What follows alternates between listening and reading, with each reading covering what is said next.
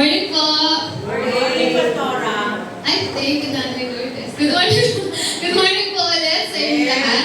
Isang mapagpala at mapaghimalang umaga po sa ating lahat. So, napakaganda po ng araw na ito. Amen po. And we are so blessed na makasama po yung bawat isa. At makita po yung bawat isa ngayong umaga. Amen. So, masaya po ba kayo makita niyo yung mga katabi niyo? Amen. Ay, nasa likod niyo kaya? Or even nasa mga harapan niyo po? Amen. So, ngayon po, amen, salamat po sa Lord for giving us another opportunity na makapag-share po ng kanyang salita. Amen. So, ito pong, ang pag-share po ng word ni Lord ay isang pribilehiyo. Amen. So, naniniwala po ako na before pa lamang po kayo pumunta dito sa church na to, alam na ni Lord kung ano yung ibibigay niya sa bawat isa sa atin. And nakakatuwa lang po kasi, grabe yung pag-speak ni Lord. Amen. Yung po, God, Lord! Tapos, ano po kasi, totoo talaga yung spirit natin. Nagsisig siya eh. Especially when it comes to praise and worship. And then yung word ni God. Hindi po kami nag-usap ni Yani. Kasi before kasi yan, kapag alam ni Yani na may papakanta, magtatanong yan na, may gusto ko bang ipakanta? Parang gano'n. But this time, hindi kami nakapag-usap. And then, sabi ko, pagdating ko po dito kanina, talagang minimake sure ko pa kay Lord na, Lord, ito po ba talaga yung gusto mong sabihin sa amin this morning? And then, all of a sudden, kanina pa during the praise and worship, talagang kinonfirm ni Lord na this is the word this is my word for my people this day. And sobrang nakakatawa din po yung mga testimonies po ng bawat isa. So, yung topic po natin ay it's speaking out in faith. Amen po. Nung last, nung past few weeks, nung nag-share po ako about sa communion natin, na-reveal po sa akin ni Lord, and even dun sa mga pinagdadaanan natin, that we walk by faith and not by sight. Katulad nga po dun sa kinanta natin, even we believe in God. Tapos, that nothing is impossible with the Lord, and that, yun na hindi tayo, we walk by faith and not by sight. So, hindi po yun yung tinitignan natin. And, this past few weeks, the Lord has been imparting with me truths and encouragement about our faith sa Kanya. Simple, right? Basic faith. Amen? But, ayun. So, every one of us, alam ko po na we have, or yung bawat isa po sa atin, ay nakakaranas ng different levels ng challenges natin. Amen? Without these challenges, hindi natin marirealize kung paano ba, or ano ba yung faith na meron tayo. Without challenges, hindi natin ma-exercise yung faith na meron sa atin. Amen? Sometimes yung challenges natin, pabigat ng pabigat. Amen? Pa-complicate ng pa-complicate. Amen? Pahirap ng pahirap. Na parang challenges after challenges after challenges after challenges. Amen po. And sometimes, kapag nag-pile up na siya, minsan nakaka-overwhelm talaga.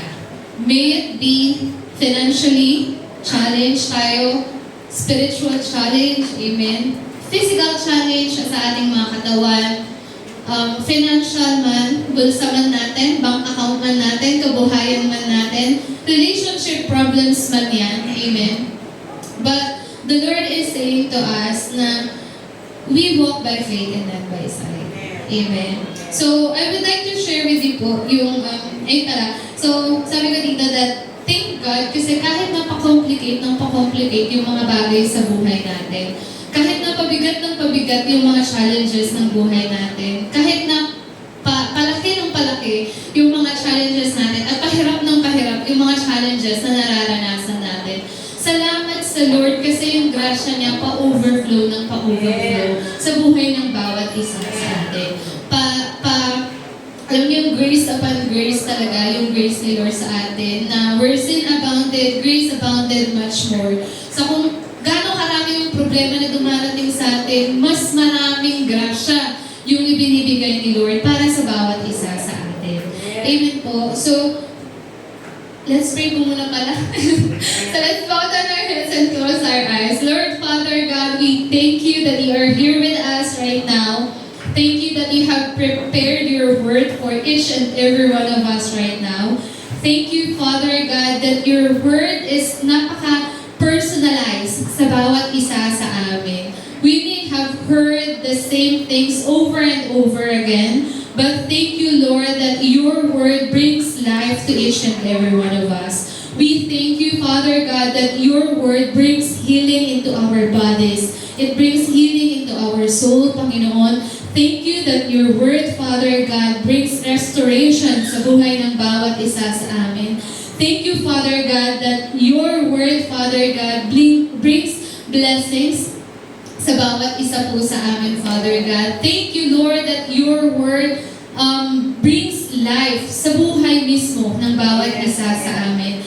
And today, Lord God, we just want to praise you, Father God, for we know, Panginoon, that you have prepared great things from us this morning, Lord God. Salamat po for the Holy Spirit that we will lead us, that we will guide us, and that we will save us, Panginoon. We will guide us, Lord God, and encourage us, Father God, once again, Panginoon, na magtuturo sa amin ng iyong mga salita, O Diyos. Lord, bring, Father God, fresh revelations sa bawat isa sa amin, Lord God. Salamat po na ikaw po yung nandito sa harapan, Panginoon, na yung kalakasan mo, yung kadakilaan mo, yung mangingibabaw, Panginoon, at makikita sa kalagitnaan namin lahat, Lord. Thank you, Father God, for you are great and you are worthy to be praised, Lord God.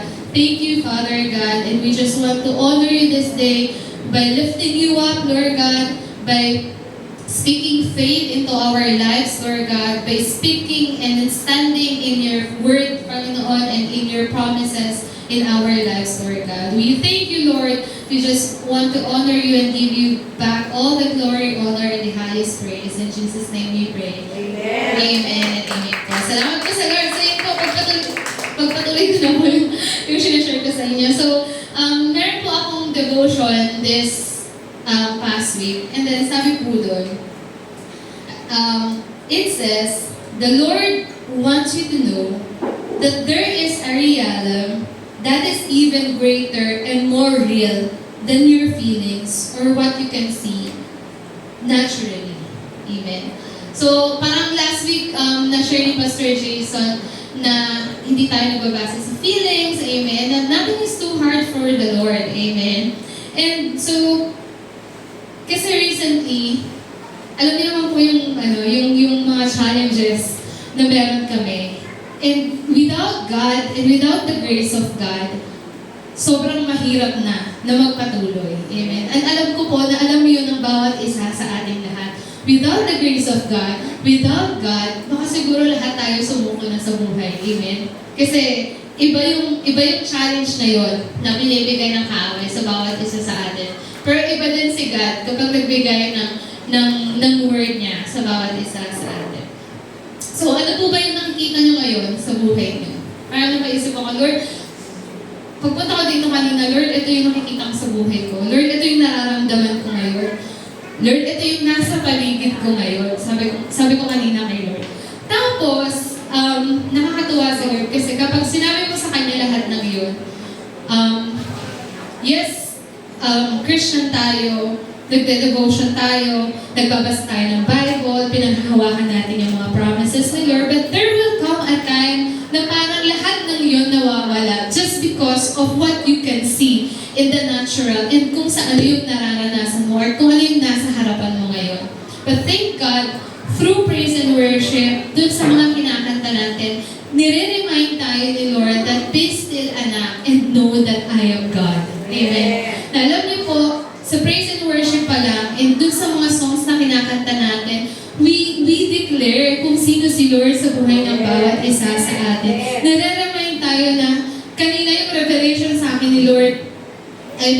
in God our Father, I believe in Christ the Son, I believe in the Holy Spirit, our God is three in one. And it's like God is saying, ito yung dapat mong paniwalaan. Hindi yung sitwasyon na meron ka, hindi yung nakikita ng physical eyes mo, hindi yung nararamdaman mo sa mga oras na to. Ito yung dapat na pinaniniwalaan mo. Kasi ito yung totoo. Ito yung sure. Ito yung dakila sa lahat. And that is si Jesus Christ. Amen? So kung meron man tayong panghahawakan ngayon, na kung meron man tayong paniniwalaan ngayon, yun ay si God. Yun yung word ni Lord sa atin. Yun yung mga promises ni Lord sa atin. At hindi yung nakikita ng mga mata natin. Amen? Hindi yung mga nararanasan natin. Hindi yung mga problema natin sa buhay. Amen? Hindi yung mga naririnig natin sa ibang tao, kung hindi yung promises ni Lord sa buhay ng bawat isa sa atin. Amen po? So, thank you Lord. So, ano man po yung nakikita niyo ngayon? Ano ba yung nakikita niyo sa buhay niyo ngayon? Ano ba yung nafe-feel mo towards yourself? Towards your situation right now? So, those thoughts and feelings can feel pretty real. Kasi nararamdaman mo siya eh. So, ibig sabihin, pwede siyang talagang totoo. Kasi yun yung nararamdaman mo. Amen? But the Lord is saying to you today that, yun nga, there is a reality that is even greater and even more than your feelings or what you can naturally see. And that is the reality of our faith. Amen? Faith is not a feeling. Amen? Faith is not a feeling. Amen? So, ayan. So, ano po ba yung faith? Ayan. So, sabi po dito, Hebrews, tama ba yun? Tama. Ito ba yung, Tama, yan. So, sabi dito, faith is the substance of things hoped for, the evidence of things not seen. Sabi po yan sa Hebrews 11:1 sa New King James Version. So, faith over feelings. Amen. So, faith over feelings. Don't let your feelings get the better of you. Amen. Na huwag natin hayaan na yung feelings natin, yung mangibabaw sa sitwasyon na meron tayo. Amen. So, sabi dyan, faith is the substance of things hoped for and the evidence of things not seen. Kapag sinabi nating substance, ano ba yung ibig sabihin niya? Kapag sinabi nating evidence, ano ba yung ibig sabihin niya? Amen? So when we say substance, it speaks of something real. Something na totoo. Amen? Something solid, something tangible. Amen? The actual essence or foundation of something. Yun yung substance na ibig sabihin. So, dun sa context ng faith na meron tayo, it means that faith has a firm foundation and it is not just wishful thinking. Yung faith natin, hindi lang siya wishful thinking. Amen? Meron siyang firm foundation. Amen? So, yung evidence, pag sinabi natin evidence, it's a proof of or confirmation of something that is true. Something na totoo. Amen? So, even if it is not yet seen. So, in our faith, this means trusting that what God has promised is real. Na kung ano yung pinangako sa atin ng Panginoon, totoo yun. Amen? Sa buhay ng bawat isa sa atin, even before it becomes visible. Kahit na hindi mo pa nakikita. Amen? Pero totoo na yun. Yung pangako na yun ng Lord sa bawat isa sa atin. Amen? So, it just shows na faith is certainly true. Amen? Faith is certainly sure and true. Even though we may not be able to see it in the natural. Kahit hindi pa natin nakikita. Amen? So, that's exactly, amen, why we are called to walk by faith and not by sight. Amen? So, sabi dun sa 2 Corinthians 5:7, ayan, for we walk by faith and not by sight. Amen po. Meron pong isang story, no, meron pong isang pastor, tapos merong member ng church niya na mag-asawa. Tapos lumapit sa kanya. And yung mag-asawa, yung babae, is na-diagnose ng cyst sa breast. Yeah. Sa breast niya, ganyan. So lumapit sila dun sa isang pastor and then sabi nung pastor na yun, so let's pray for it, ganyan. And they take yung Holy Communion. Amen. So, pero sabi nung pastor that time, but honestly, sabi niya, he didn't feel any faith, sabi niya, when he prayed for them. Amen. Actually, sabi niya, I felt quite helpless during that time. But he heard the Lord telling him to rest. Amen. So, sabi doon, after few days, nagkaroon ng final scanning before mag-surgery yung babae. And, alam niyo ba na nakita doon na nawala yung cyst. Ibig sabihin, nag-miracle si Lord sa buhay ng babae na yun. So, anong gustong iparating doon? Na even if we do not feel it, na parang feeling natin kulang tayo sa faith, na parang feeling ko mahina yung faith ko during this time. Pero yung miracle ni Lord and yung katapatan ni Lord, yung kayang gawin ni Lord, ay hindi totally nakabase sa faith na meron tayo, kundi sa kung anong kaya niyang gawin sa buhay ng bawat isa sa atin. It's totally dependent dun sa goodness and sa pag-ibig niya sa bawat isa sa atin. Amen po? So, faith is not based on what we see or feel, but on the unshakable truth of God's Word. Amen? So, dun po tayo talaga kumapit dun sa talagang unshakable truth of God's Word sa buhay ng bawat isa sa atin. Yes, kung tayo masyashake, yung faith natin masyashake, pero yung truth ng salita ng Panginoon, never yun masyashake. Amen po. Kasi yun yung totoo, yun yung firm, amen, sa buhay po ng bawat isa sa atin. Amen po? And faith is nothing more than looking to Jesus. Amen. Dun sa Bible po, meron dun, Jesus praised two people or dalawang tao with great faith. Amen. Naalala niyo po ba yun? Yung isa doon is yung centurion. Amen. Tapos doon, he believed Jesus' word alone that could heal his servant. Sabi dun sa Matthew 8:5-8, dun po natin siya makikita. Sabi dito, when Jesus had entered Capernaum, a centurion came to him asking for help. Sabi nung centurion, Lord, sabi niya, my servant lies at home paralyzed, suffering terribly. Then Jesus said to him, shall I come and heal him? Kaya mo bang pumunta doon at pagalingin siya? Sabi ni Jesus sa kanya. But the centurion replied, Lord, I do not deserve to have you come under my roof, but just say the word, and my servant will be healed. Amen po. And sabi din po doon, what's amazing doon sa story na yun is, hindi naman sila nakafocus doon sa faith na meron sila. Nakafocus sila doon sa kayang gawin ni Jesus Christ. Nakafocus sila kay Jesus na ito yung Diyos na nagpapagaling. Amen.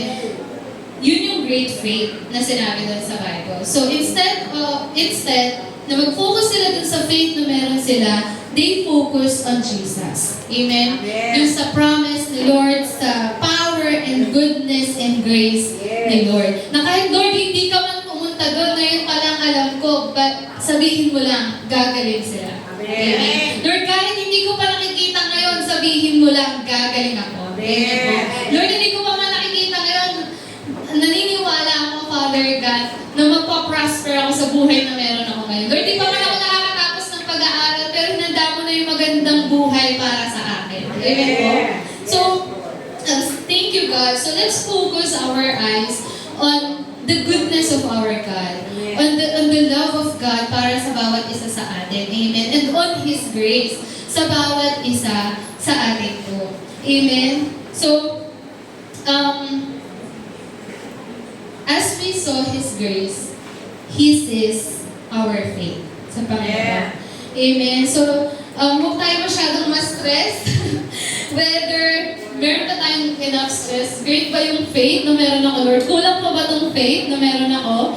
Amen. But just keep your eyes on Jesus. Amen. Keep your eyes on Jesus. Sabihin mo sa sarili mo, keep your eyes on Jesus. Keep your eyes on Jesus. Keep your eyes on Jesus. No, spend time with Him. Listen sa mga praise and worship, sa mga sermons na nagbibigay talaga ng healing. Amen. And trust in His love for you. Kasi yung pag-ibig ng Lord sa bawat isa sa atin, walang pwedeng makatumbas sa pag-ibig na yun. Amen po. Dahil mahal ka ng Panginoon, mahal ka niya. At dahil mahal ka niya, gagawin niya ang lahat para sa bawat isa sa atin. At dahil mahal ka niya, hindi ka niya hahayaang manatili sa ganyang sitwasyon. Gagawa at gagawa si Lord ng way, gagawa at gagawa si Lord ng mga paraan, amen, para alisin ka sa kung saan sitwasyon na meron ka ngayon. Amen po. So when you focus on Jesus, faith naturally rises because He is the author and finisher of our faith. Amen? Sabi po dun sa, ayan. Amen. Di ba pala po yan? Wait lang po pala. Ayan. So, sabi po dito sa Hebrews 12:2, dun po natin makikita that looking unto Jesus, the author and finisher of our faith, who for the joy that was set before Him endured the cross, despising the shame, and He sat down at the right hand of the throne of God. Alam niyo po,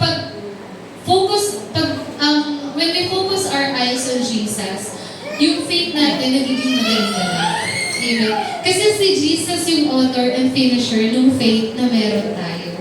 Amen po. So faith is simple. So when you see Jesus in His grace, He sees you in your faith.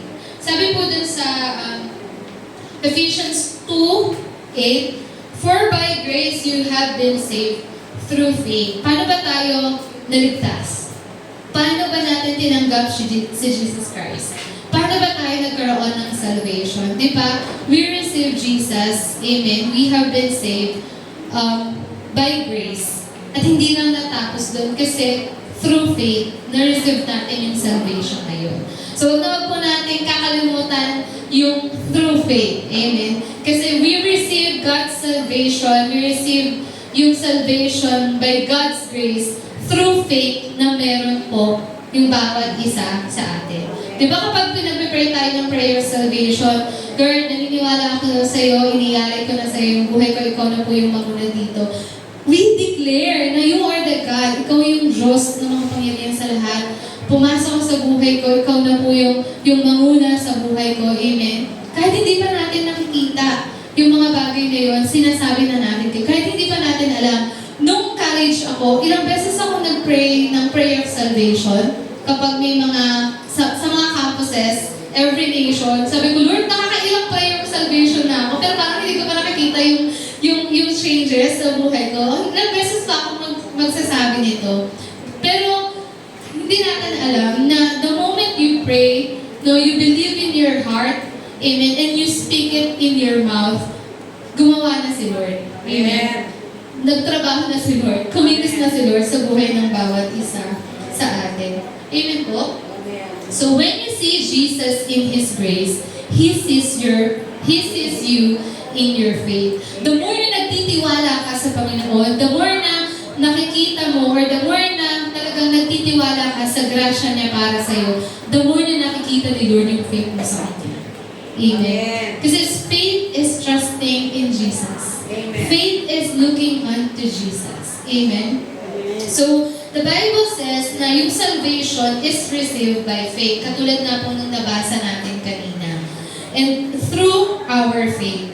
So, dun sa part ni God, siya yung nagbigay ng grace sa atin. Amen. Yung unmerited, unearned, undeserved favor ng Panginoon, ibinigay niya sa atin.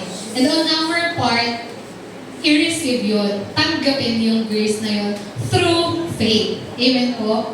So, what exactly is faith? And paano ba nag-ooperate? Ang daming F. Nag-ooperate yung faith na meron tayo. Amen? So, if the greatest blessing of all is yung salvation that comes through faith, then we can say that every other blessing that God has for us will come to us by faith as well. Amen. Hindi mo mararanasan yung mga blessings na yan ni Lord at hindi mo mararanasan yung mga promises na yan ni Lord if hindi mo paniniwalaan. Amen. If hindi mo paniniwalaan by faith. Lord, by faith, I believe I am healed. By your stripes, I am healed. Amen. I am the righteousness of God in Christ Jesus. I am forgiven. Amen. I am free. Amen. I am the co-heir with Christ. Amen. So faith is the divine currency of heaven. So kung meron tayong currency dito sa earth, no, yung pera natin, yun yung parang currency natin. But kay God, yun yung faith. Amen. As we give God our faith, He gives us the things that we need. Amen. Now, pag pinaniwalaan mo to, Lord, by your name and by faith, I believe, it will happen to you. Amen. So, this doesn't mean na ina-earn natin yung blessings ni God. Amen. Hindi natin ina-earn yung blessings ni God dahil sa faith na meron tayo. Receiving something by faith means na it is given by grace on God's part. Binigay sa atin ni Lord. Hindi nga natin deserve. Hindi nga natin unmerited, unearned favor ng Lord sa atin. Ibinigay sa atin freely. Amen? So, you only need to receive from the Lord. Kung sa atin, it is more blessed. May mga na, it is more blessed to give than to receive. Parang gano'n. Sa atin yun. Sa atin yun. Pero sa Panginoon, it is more blessed to receive than to give sa atin. Kasi ang Lord gustong-gusto na tayo is patuloy na humihingi sa Kanya at nagre-receive ng something sa Kanya. Amen. That is because that speaks na Lord, kahit ano pa yung hingin ko, kaya mong ibigay. And never mauubusan si Lord ng mga bagay na ibibigay niya para sa bawat isa sa atin. If we think na ito na yung best for us, God still has the best of the best of the best of the best para sa bawat isa sa atin. Amen po? So faith grows naturally when you focus on Jesus and recognize His love and kindness towards you. Amen po? So when you see Him in His grace, He sees you in your faith. Amen po? So, meron po dun sa Bible, yung babae na dinudugo for how many years, diba? Tapos, sabi niya lang doon, mahawakan ko lang yung dulo ng damit ni Jesus. Talagang sinabi niya nagagaling siya. Amen? So, sabi doon ni Jesus, sabi doon sa Mark 5:34, and He said to her, "Daughter, your faith has made you well. Go in peace and be healed for your affliction." Amen. So, Jesus told her that her faith made it happen. Dahil sa paniniwala mo at dahil sa faith mo, gagaling ka at mangyayari ito. Even though it was actually yung power ni Lord, yung nagpagaling sa kanya, pero in-acknowledge pa rin ni Lord yung faith na meron siya. Amen. Binigyan niya pa rin yung woman ng credit na because of your faith, you will be healed. Pero kahit na gano'n, power talaga yun ni Lord eh. Amen? No? So, hindi nag-focus yung woman dun sa faith niya, kung hindi nag-focus siya dun kay Jesus sa kung anong kaya gawin ni Lord sa buhay niya. And Romans 10:17 says, ano pong sabi dun sa Romans 10:17? Ayaw na niya. Kuman. Romans 10:17. Next ko dyan, Kuya Francis. So faith comes from hearing. That is hearing the good news about Christ. Amen. So faith comes from hearing and hearing the good news about Jesus Christ. Kaya kung mapapansin niyo po dito sa church, palaging si Jesus Christ. Palaging good news about God, yung grace ni God, yung love ni God sa bawat isa sa atin. Grace, grace, and grace. Kasi the more you hear about God, the more na mag-grow yung faith na meron tayo. Amen? So, the more you hear about Jesus, the more faith you will have. Amen? So, when you are conscious dun sa grace ni Lord, dun sa love ni Lord, and sa generosity ni Lord towards us, He sees us in our faith. Amen po? So, paano nag-ooperate yung faith na meron tayo? Amen? So, kanina, yung kanta natin is more on, I believe, I believe, I believe in you. And the Lord wants to remind us that hindi lang sa paniniwala kung hindi sa pagsasabi at pag-i-speak ng word niya towards our life. Amen? Faith operates when you believe what God says in your heart and speak it forth with your mouth. Kapag sinabi mo. Amen? So, huwag mo lang basta paniwalaan, sabihin mo mismo. Amen? Minsan gamitin natin yung bibig natin na mag-speak life sa sitwasyon na meron tayo. Amen? So, the process of faith is very simple. It involves your mouth and it involves your heart. It's about your mouth and it's about your heart. Amen? Ganun nag-operate yung faith na meron tayo. Sabi sa Romans 10:8-10, sabi po dito, ano ba? Your faith involves believing in your heart as well as speaking with your mouth. Sabi po sa Romans 10:8-10, but what does it say? The word is near you, in your mouth and in your heart. That is the word of faith which we preach. That if you confess with your mouth the Lord Jesus and believe in your heart that God has raised Him from the dead, you will be saved. Sabi po doon, for with the heart one believes unto righteousness, and with the mouth confession is made unto salvation. Sabi po doon. So sabi po dito sa Romans 10:9, that if you confess with your mouth the Lord Jesus and believe in your heart that God has raised Him from the dead, you will be saved. Amen. So hindi lang sinabi doon na just believe in your heart that God has raised you and you will be saved. Hindi sinabi doon, if you confess with your mouth, sabihin ng mga bibig mo, amen, that the Lord Jesus and believe in your heart that God has raised Him from the dead, you will be saved. So, confess it with your mouth and believe it in your heart. Amen. Confess with your mouth and believe it in your heart. Amen. Hindi mo lang din basta-basta sasabihin, kundi paniniwalaan mo din sa puso mo. Hindi mo lang paniniwalaan sa puso mo, kundi sasabihin din ng mga bibig mo. Amen. So, hindi lang siya iisa. Magkasama sila. Amen po. So, just as salvation is received by believing in your heart and confessing with your mouth, so yung other blessings then, like yung health, amen, yung healing is received the same way. Amen. So, besides knowing that God wants you healed and that Jesus has paid for it by His stripes, you need to say it with your mouth as well. Sabihin mo din, by His stripes, I am healed. Amen. By His stripes, I am healed. Pinagaling na ako ni Lord. Amen.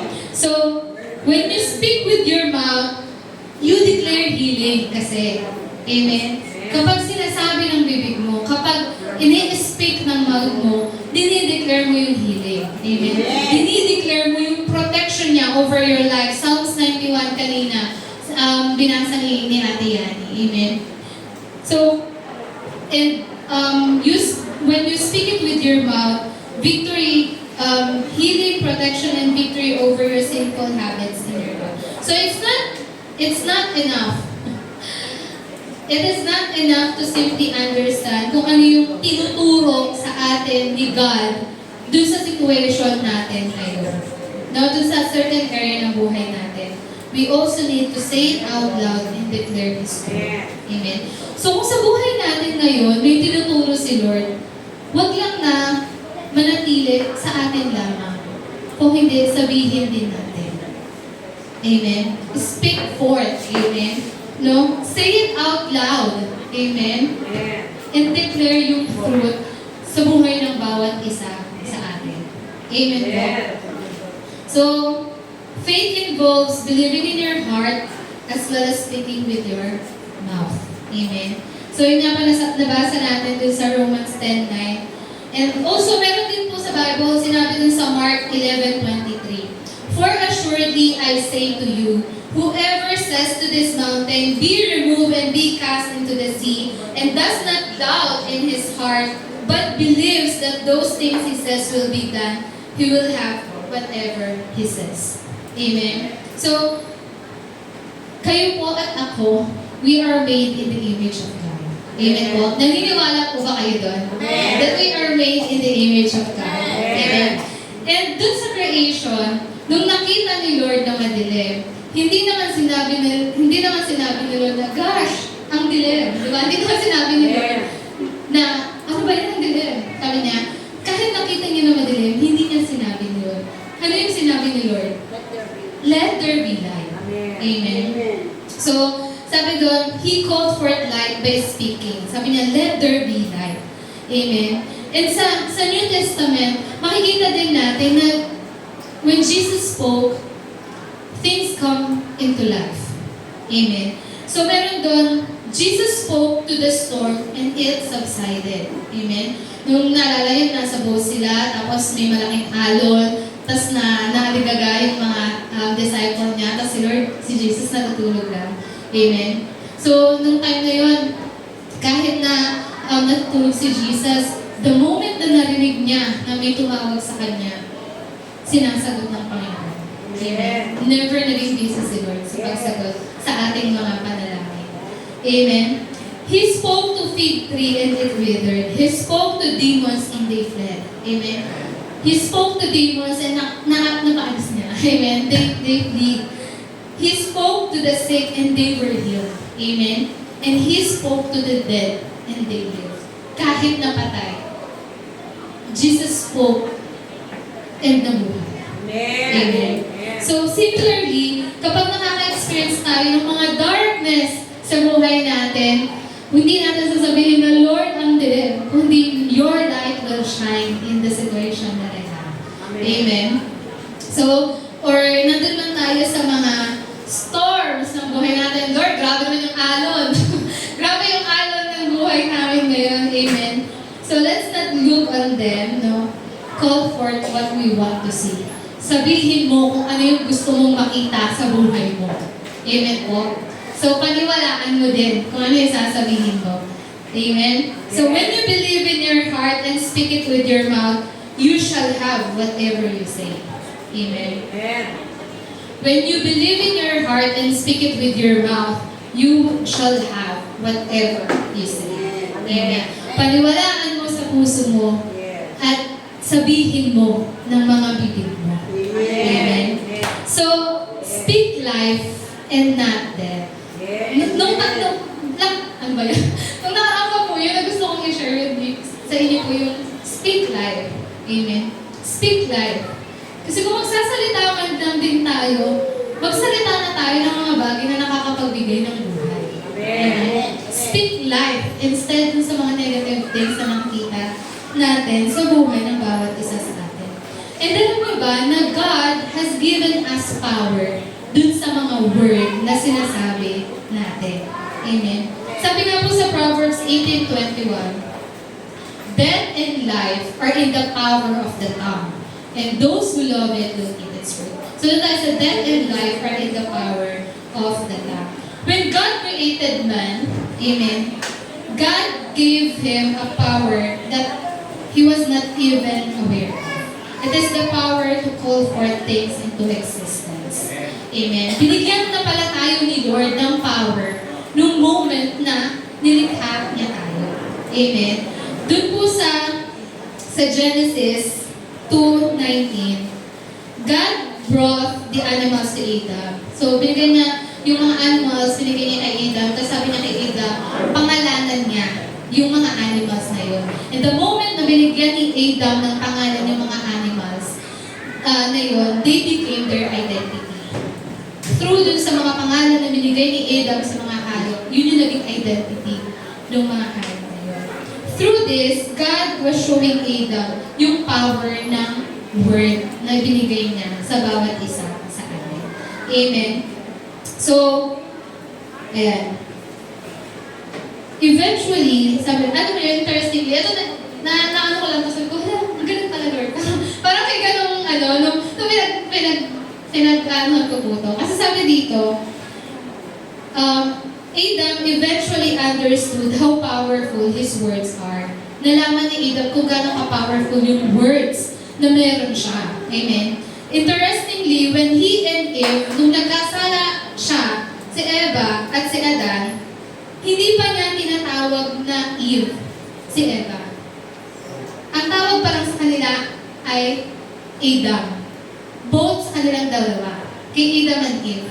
Before pa sila magkasala, Adam lang or man lang yung tawag ni God sa kanya. But the moment na nagkasala sila, tinawag niya yung babae na Eve. Pinangalanan niya na Eve. Amen?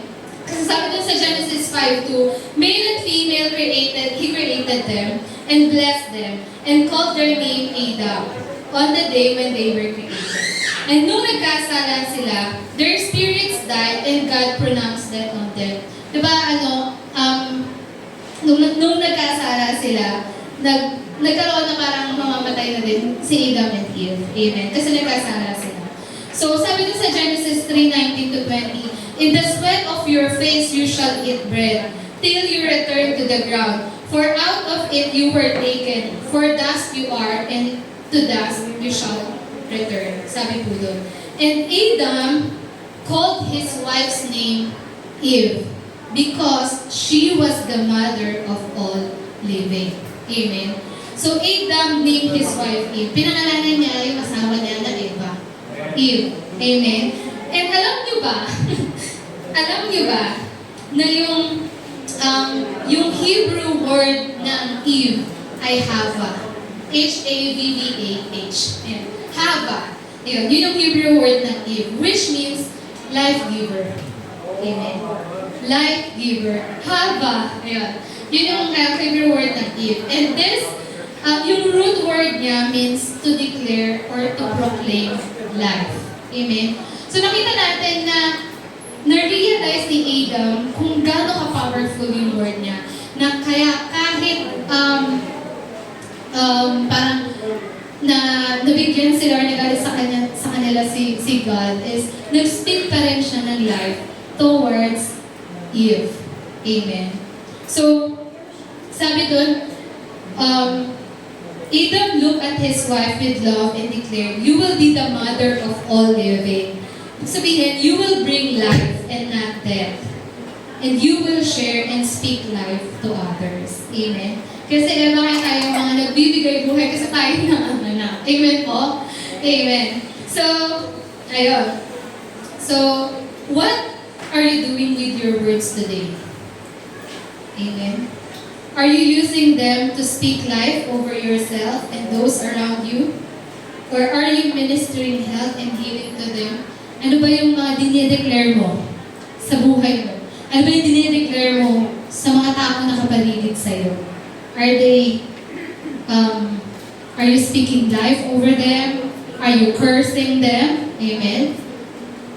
So, your words carry power given by God, and this power is intended for life and not for death.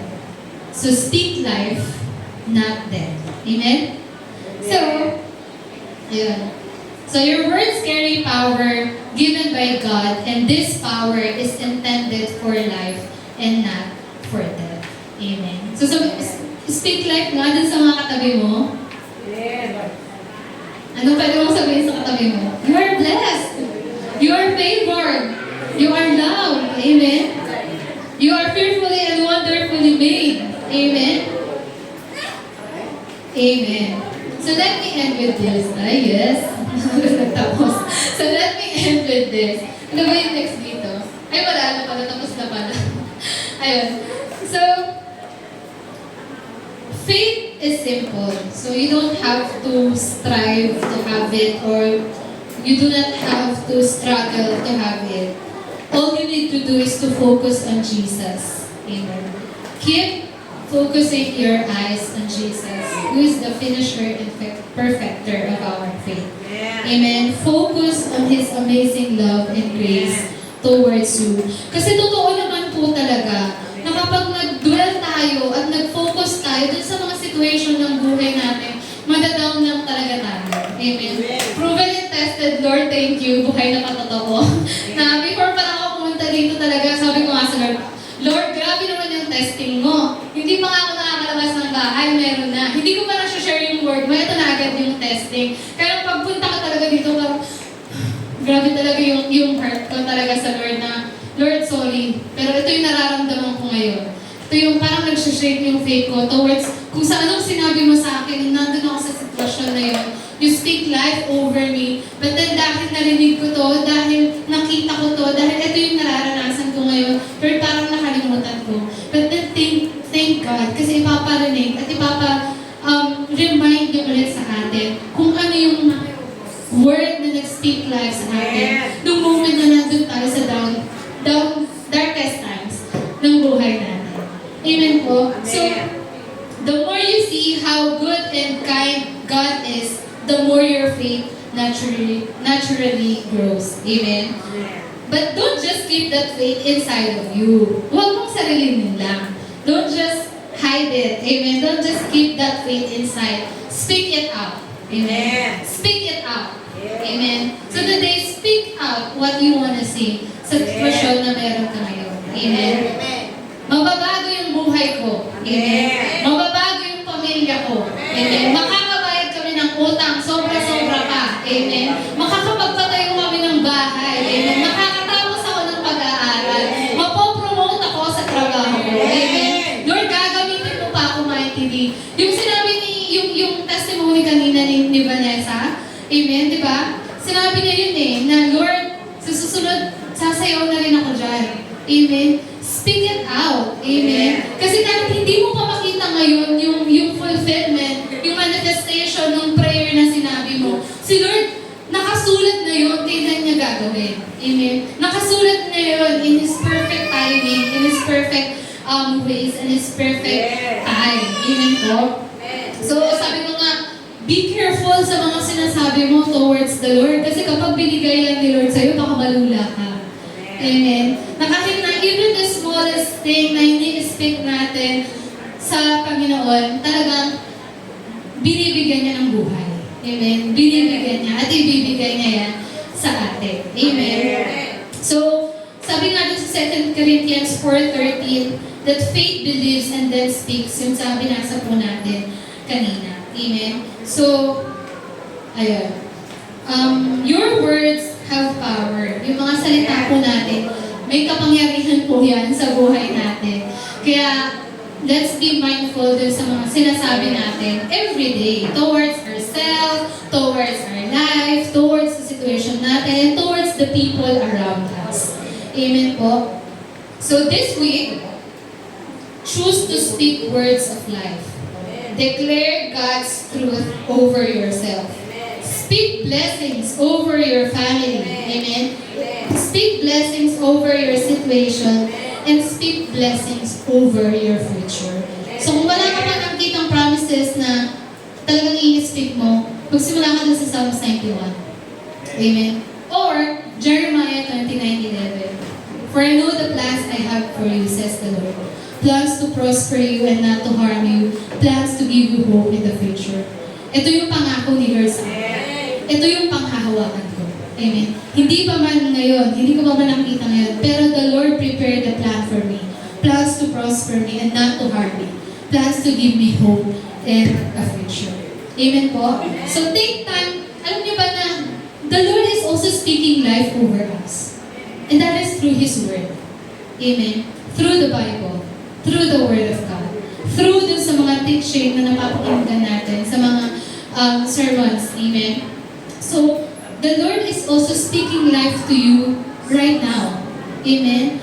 So, the Lord is speaking to you. Speak that out. Amen, anak. Speak that promises na binigay ko sa'yo. Amen. So, take time to listen to the Lord speaking good over you. How? By listening sa mga preaching, anointed preaching that brings word, His season sa buhay natin, and by asking the Holy Spirit to speak to you as well. So, meron po tayong Holy Spirit. Amen. And we can talk to our Holy Spirit. Hindi po yan nawawala sa atin. Andiyan po, hindi po yan umaalis. Hindi natin yan tinakausap. Amen. Huwag nating alisin yung Holy Spirit dun sa picture. Kasi sabi nga din our God is three in one. I believe in God our Father. I believe in God the Son. I believe in the Holy Spirit. Our God is three in one. Amen. So minsan parang na-left out yung Holy Spirit. Pero yung Holy Spirit talaga, yung everyday na nagre-remind sa atin, nag-guide sa atin, no, nagtuturo sa atin ng mga bagay-bagay. Amen? So, begin to speak life and not death sa situation natin. And you will see life manifest according to God's Word. Amen. So, dapat may ilalagay pa po ako dyan mga Bible verses, no, na pwede natin speak sa life natin today. Pero I know, deep inside your heart, meron kayong mga promises ni Lord. Amen. Na gusto nyo at talagang laging nyo i-speak sa buhay ng bawat isa sa atin. Amen. If you need healing, speak it out. By His stripes, we are healed. Amen. If you need financial breakthroughs, amen, God, na mayaman si Lord, that He will provide for all our needs. Amen. Speak life sa buhay natin ngayon. Amen. Speak life kung ano yung gusto mong makita sa buhay mo ngayon. Amen. Speak life sa sitwasyon na meron ka ngayon. Amen. So let us all stand up. Hallelujah. Thank you, Jesus, for your word. Thank you, Jesus. Hallelujah. Speak life over your situation right now. Amen.